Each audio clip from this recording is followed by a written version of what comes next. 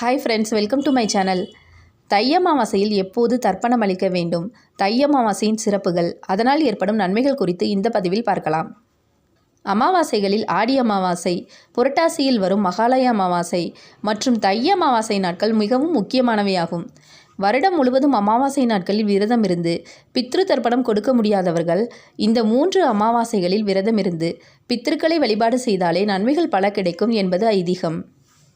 இந்த ஆண்டில் தை அமாவாசையானது பிப்ரவரி 9ஆம் தேதி வெள்ளிக்கிழமை அன்று வருகிறது. அன்றைய தினம் அமாவாசை திதியானது காலை 8:05 துவங்கி பிப்ரவரி 10ஆம் தேதி அதிகாலை 4:28 முடிவடைகிறது.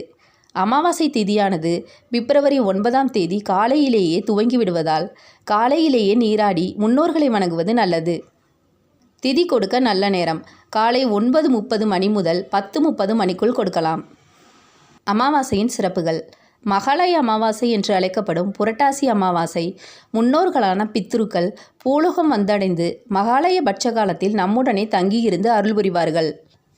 அதேபோல தை அமாவாசை அன்று பித்ருக்கள் தர்ப்பணம் கொடுக்கும் நம் சந்ததிகளுக்கு நல்லொருள் வழங்கி பிதிர்லோகம் திரும்புவார்கள் என்பது ஐதீகம். அன்றைய நாள் முழுவதும் அமாவாசை திதி இருந்தாலும் காலை பொழுதிலேயே தர்ப்பணம் கொடுக்க வேண்டும். உச்சி பொழுதிற்குள் பிதுர் காரியங்களை நிறைவேற்றி எள்ளும் தண்ணீரும் இறைத்து காகத்திற்கு உணவிட வேண்டும். உச்சி பொழுதிற்கு பிறகு தர்ப்பணம் கொடுக்கக்கூடாது. தை அமாவாசை தர்ப்பணம் கொடுப்பவர்கள் நீர்நிலைகள், ஆறு, நதிக்கரைகளில் கொடுப்பது மிகவும் விசேஷமானது. பொதுவாக தர்ப்பணம், சிரார்த்தம் என 2 உண்டு. அதில் வித்தியாசமும் உண்டு. அமாவாசை அன்று முன்னோர்களை நினைத்து எள்ளும் தண்ணீரும் இறைத்து வழிபாடு செய்வது தர்ப்பணமாகும். இது ஒவ்வொரு அமாவாசை அன்றும் செய்யலாம். தர்ப்பணம் செய்த பின் வீட்டில் இலை போட்டு முன்னோர்களுக்கு படையல் வைத்து சாப்பிடுவது, பசுமாட்டுக்கு கீரை அல்லது அரிசி கலந்த உணவை அளிப்பது தர்ப்பணத்தில் அடங்கும். சிரார்த்தம் என்றால் ஒருவர் இறந்தால் அவரை நினைத்து ஒவ்வொரு ஆண்டும் அவர் இறந்த அதே தேதியில் நம் வீட்டில் அல்லது கோயிலில் சென்று செய்யும் வழிபாடு சிரார்த்தம் எனப்படும். இதில் பிண்டம் வைத்து வழிபடுவது சிறந்தது. குறிப்பாக அவர் இறந்த நாளின் போது வரும் திதியில் செய்வது சிரார்த்தம் என்று சாஸ்திரம் சொல்கிறது. யாரெல்லாம் தர்ப்பணம் கொடுக்க வேண்டும் என்றால் தாய் தந்தை இல்லாத ஆண்கள் இந்த விரதத்தை மேற்கொள்ள வேண்டும். பொதுவாக இந்த விரதத்தை பெண்கள் மேற்கொள்ளக்கூடாது. ஆனால் கணவர் இல்லாத பெண்கள் இந்த விரதத்தை மேற்கொள்ளலாம்.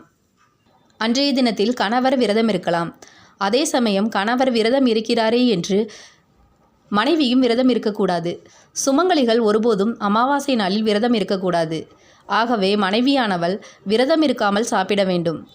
இன்னொரு விஷயம், அமாவாசை விரத நாளில் விரத படையலாக மாமனார் மாமியாருக்காக சமைக்கும் உணவை வெறும் வயிற்றுடன் சமைக்கக்கூடாது என்றும் காலை உணவை எடுத்துக்கொண்ட பிறகுதான் சமைக்க வேண்டும் என்றும் சாஸ்திரத்தில் சொல்லப்பட்டுள்ளது.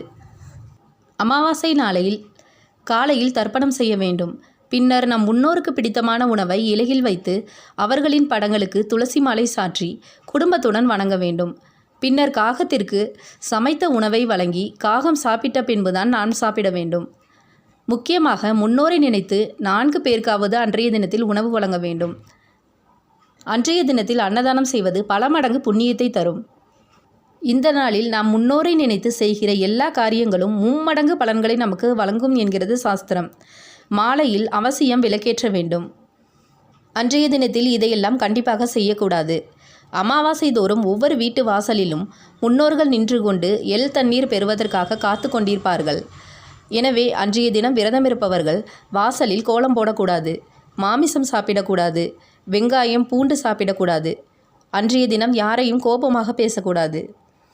அன்றைய தினத்தில் குலதெய்வ வழிபாடு மிகவும் விசேஷமான பலன்களை கொடுக்கும். நம் முன்னோர்களை வணங்கினாலே போதும், நம் குலதெய்வம் நம் வீடு தேடி ஓடி வந்துவிடும். நமக்காகவே வாழ்ந்து மறைந்து போன நம் முன்னோர்களை நினைத்து தர்ப்பணம் கொடுத்து படையலிட்டு வழிபட்டால் நம் வம்சத்திற்கே புண்ணியம் கிடைக்கும். எனவே இந்த நாளை யாரும் தவற விட்டு விடாதீர்கள். இந்த வீடியோ பிடிச்சிருந்தால் லைக் பண்ணுங்கள், ஷேர் பண்ணுங்கள், கமெண்ட் பண்ணுங்கள், சப்ஸ்கிரைப் பண்ண மறக்காதீங்க. தேங்க்யூ ஃபார் வாட்சிங்.